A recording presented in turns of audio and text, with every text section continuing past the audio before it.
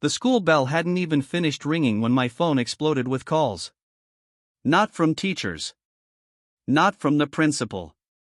From a crying classmate who barely managed to say, "Sir, your daughter is on the floor, the HOA lady is shouting, and her arm isn't moving." I didn't know it yet, but that moment would end careers, expose a rotten system, and remind an entire district that authority means nothing without humanity. My daughter, Aaliyah, was 5 years old.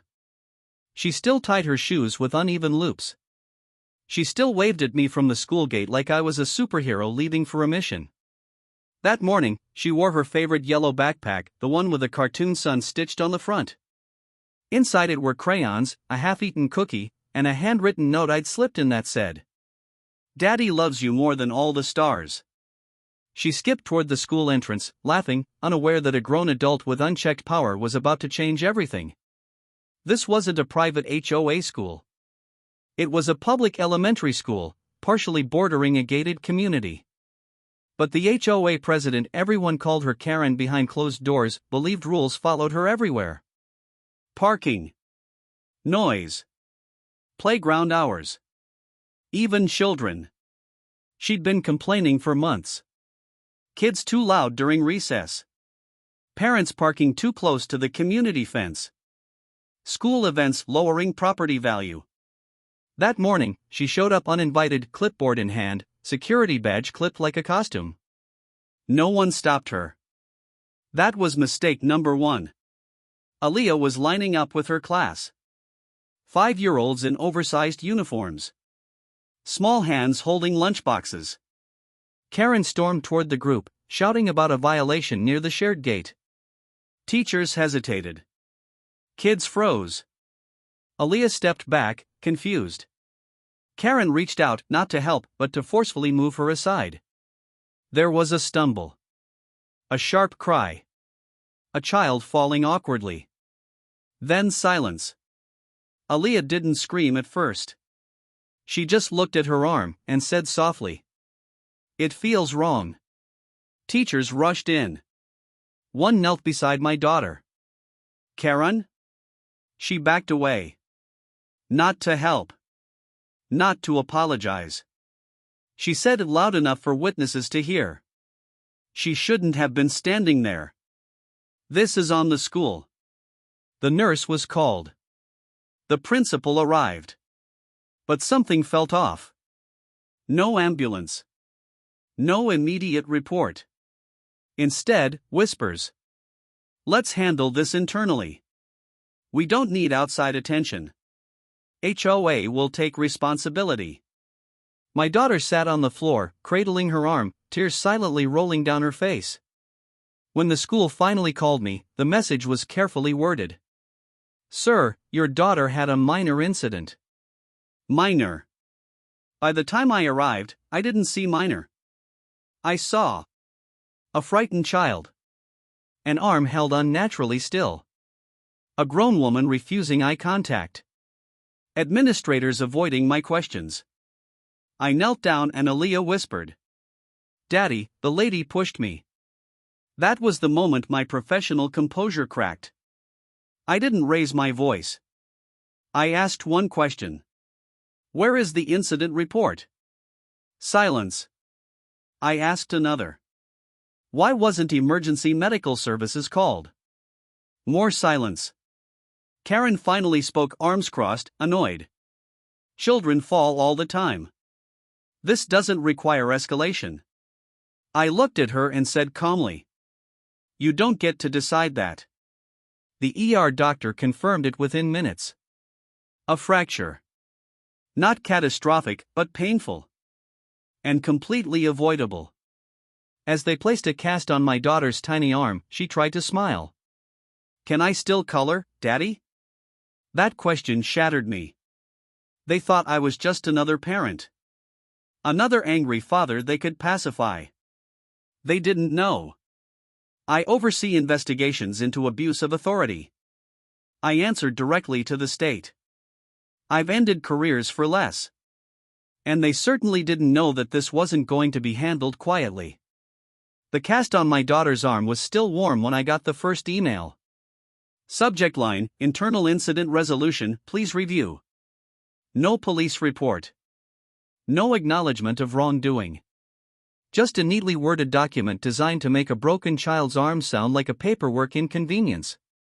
That's when I knew this wasn't just about one reckless HOA Karen anymore. This was about a system trying to protect itself. According to the school's official account, Aaliyah had lost balance on her own. No adult contact occurred. HOA representative was present but uninvolved. Medical response was appropriate. It was clean. Too clean. What it didn't include: witness statements, video footage, Karen's confrontation, or the delay in medical care. I closed the laptop and looked at my daughter coloring with her unbroken hand. She stayed inside the lines. Adults hadn't. That evening, my phone started ringing. First, a teacher. Voice shaking. "Sir." I saw what happened. She was pushed. We were told not to write it. Then a parent. My son was standing right there.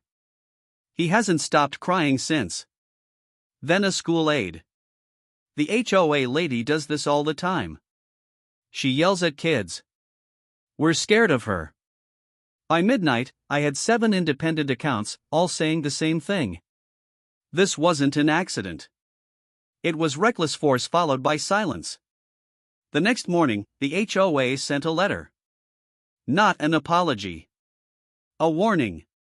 They accused the school of allowing disruptive behavior and hinted at legal action if the issue escalated beyond the community. Translation: stay quiet or we'll make your lives miserable. Karen was still confident. Still untouchable in her mind. She even showed up at the school again. Clipboard.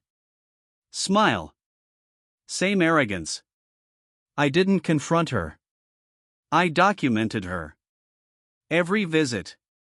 Every interaction. Every threat.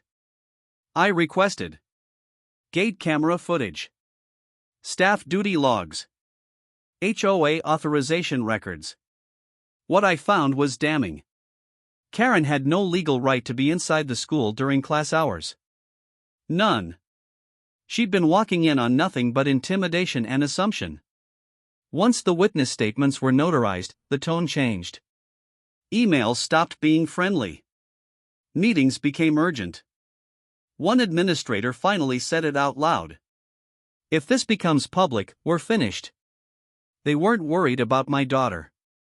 They were worried about headlines. That told me everything. She called me. Not to apologize. To threaten. You're blowing this out of proportion. I know people. This will not end well for you. I let her finish. Then I asked calmly. Are you aware this call is being recorded? She hung up. Too late. That afternoon, I made one phone call. Not as a father. As the deputy commissioner. I recused myself from direct authority but not from initiating the process. An independent unit was assigned. The school was notified. The HOA was notified. Karen was notified. For the first time, she didn't walk confidently. She walked cautiously.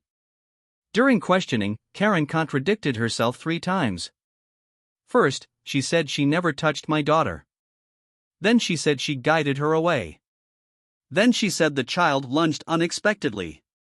Witness videos said otherwise. So did physics. A child psychologist interviewed Aaliyah. Gently. Patiently. She described the moment in simple words. She grabbed me because I was in the way. I fell. My arm hurt. No anger. No exaggeration. Just truth. The principal offered a settlement. Private tuition. Medical coverage. A non-disclosure agreement. I slid it back across the table. This isn't about money, I said. This is about accountability. That's when they knew they were in real trouble. The hearing room was quiet in the way only serious rooms ever are. No children's artwork on the walls. No cheerful school slogans. Just wood paneling, flags, and the weight of consequences. Karen sat at the end of the table, clipboard gone, confidence drained. Across from her were people she'd never bothered to listen to before. Teachers. Parents. Investigators. And me. The chair of the review panel began calmly. This hearing concerns unauthorized interference on school grounds resulting in injury to a minor. Karen shifted in her seat. This wasn't an HOA meeting. No friendly board members. No applause. Just facts. First came the timeline. Karen entered school property without authorization. She confronted students during supervised hours. Physical contact occurred. Emergency response was delayed. Incident reports were altered. Each point backed by witness statements, security footage, phone recordings, medical documentation. When the video played, Karen stared at the table. The room watched a 5-year-old stumble after being forcefully redirected by an adult who had no right to be there. No dramatic music. No commentary. Just reality. Next came internal emails. Printed. Highlighted.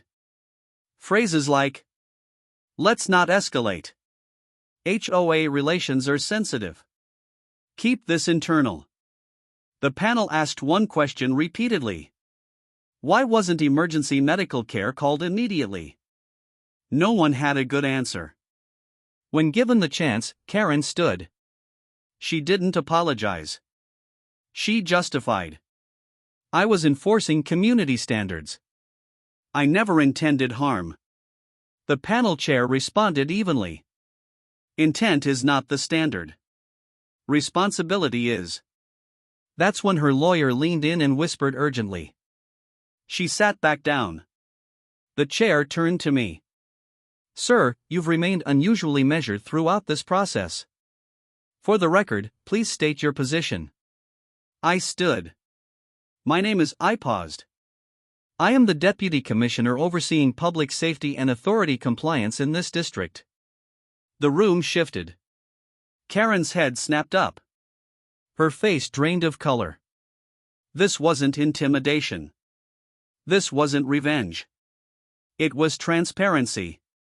The findings were read aloud. Karen. Permanently barred from school properties. Referred for charges related to child endangerment. Removed from HOA leadership. Subject to civil liability. The school. Placed under compliance review. Administrators disciplined. New safety protocols mandated. No cheers. No celebration. Just justice. Afterward, Aaliyah sat beside me, her cast decorated with tiny hearts. A panel member knelt down to her level. You were very brave, she said. Aaliyah smiled shyly. Can I go back to school now? That question mattered more than any ruling.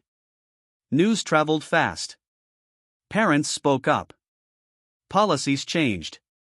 The HOA's power evaporated overnight. Karen didn't disappear. She just lost the authority she'd abused. Weeks later, I walked my daughter to school again. Same gate. Different energy. She waved like always. I watched until she disappeared inside. This time, I didn't worry. Because everyone finally understood. Power without compassion is dangerous. And no clipboard outranks a child's safety. This story isn't about titles. It's about accountability. If you're a parent, a teacher, or someone who's ever felt powerless against authority, remember this. Silence protects abuse. Truth protects children. End.